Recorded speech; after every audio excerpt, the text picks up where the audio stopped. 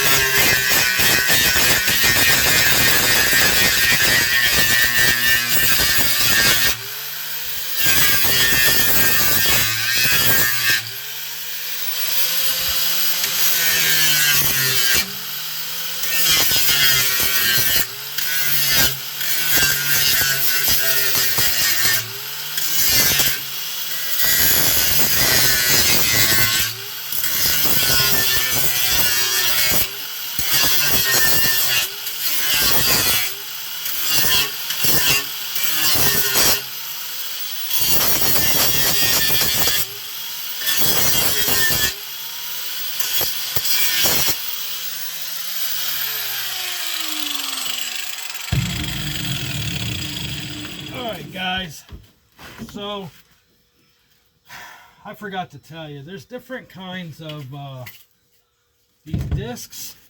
They have different kinds of grit. See, this is a 120 grit, and this one is a, what's this one?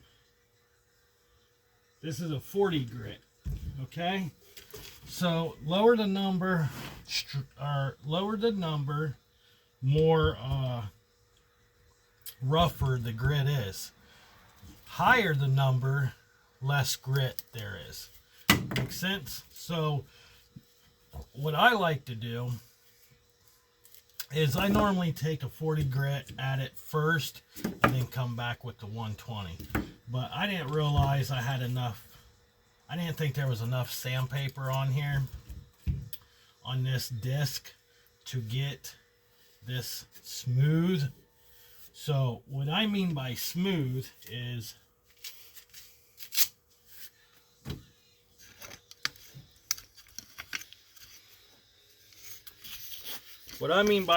see how smooth that is? There's still, I need to weld a little bit, but let's see, where's my thing at? So I still need to do a little bit more tack weld to clean up my holes a little bit. So like I gotta fill this hole in, I gotta fill all that in, I gotta fill this in, and I like to do this. Some people are going to probably tell me I'm doing it completely wrong. I like doing this, get it nice and smooth, and then come back across. That way I know where I missed. Because like I said, when I tack weld, I will tack weld, say for an example, I will tack weld here first. Then I will come up here and tack weld. Then I will bounce down here and tack weld. Bounce here, do a tack weld. Bounce back over here, do a tack weld. Then I will bounce over here and do a tack weld. And then I will bounce back over here and do a tack weld. Maybe put a couple here in the middle. And just so on and so on. Okay? So some people are be like, oh, well, I could have done a better job. Well, that's fine. You can do probably a lot better job than I can. Just remember, people, this is my first time doing this kind of work. Normally I buy new stuff. This is my first time fabricating. Never fabricated before in my life. The only type of fabrication I ever done in my life was on little model cars. The 12 or the 24 scale model cars that you put on your shelf after you build them. Put a nice paint job, some rims, and put it up on your shelf for decorations. That's what I used to build. That's the only kind of fabrication I ever done in my life. Actually doing it on a real car is my first time. Honestly, for it being my first time, I think I'm doing a pretty good damn fucking job. So, that's just my opinion. I think I'm doing good training myself, because in my hometown, nobody wants to take the time to help someone. Nobody wants to take the time to help train. Nobody wants to teach anybody how to do it. If they have a skill and another person wants to learn that skill, they will not teach it. Why? Because they just want to keep that skill for themselves. They don't want nobody else to learn their skills or tricks or trades, right? Well, I'm the type of person, if you're wanting to learn how to do it, I'm going to teach you how to do it so you can do it on your own. So, for an example, all this stuff I have done, this is me. This is me. Nobody's taught me this. So, yes, there are going to be some spots where I got to tack weld and fill in and stuff. But, like I said, I like to use a stronger paper. Yeah, I like to use a stronger paper to hit it first. Like I said, I still got some more grinding to do right here. But some of the spots right through here, it's hard to get one of these big wheels in there. So I have an actual air grinder that I will put a disc on and get down through here to smooth all this out, where I can get between stuff. You You know what I mean? So, but I think it turned out pretty freaking good. I'm going to clean up the floor real quick, and then we're done grinding. And then we can see what else to get into. How's that sound? So give me a few seconds here to get all set back up. And then we're going to grind just a few more minutes. And then we're going to hop over here on the driver's side, or the passenger side. And yeah, try to do some shit over there.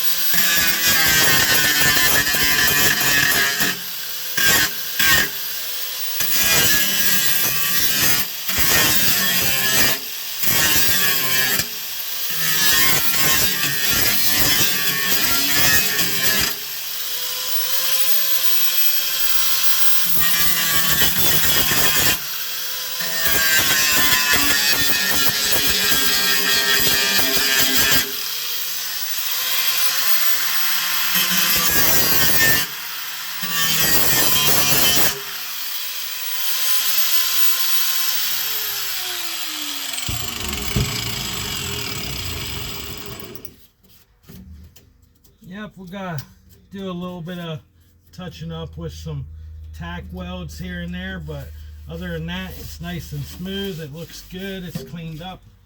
Looks real nice. You can't catch your arm on it. It just looks good. Looks real good.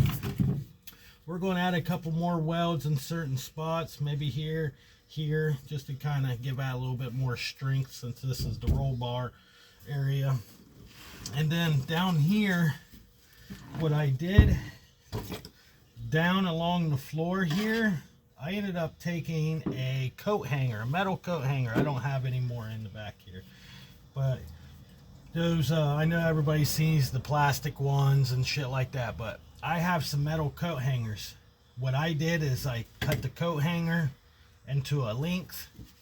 I laid it down in here to fill in the gap between the floor and the pan, and then it just laid in here, and then I just welded, I tack welded on top of it, and I just kept on working my way back and forth.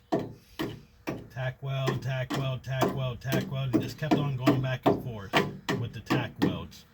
That way it can make that real strong between the floor and that. So if this vehicle ever got hit on this side, it won't split the floor from the wheel well, if that makes sense. anytime you're welding and you're wanting to fill in a gap, say you cut a piece of material like I did. I cut the material, but I didn't realize that this plate had to go back a little bit compared to the floor to kind of give it that bow right here. I totally forgot. So what I did is took a coat hanger. So if you ever have that gap, say you got to fill in a little gap like that, or you just got a gap you got to fill in, like something like that, you got a hole to fill in, or you cut a square out and then on one corner or one side you have a gap. It's like about the size of this tip that you can stick in. You know what I mean? Like for an example, the gap on here. This is a perfect example right here. Say that I want to fill this gap in.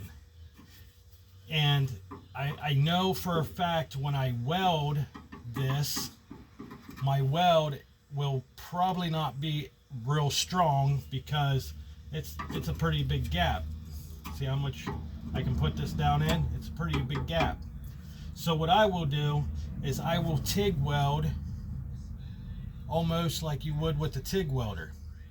I will take a coat hanger, metal coat hanger, take my welder, hold my coat hanger in one hand, welder in the other, and then make it like a TIG weld.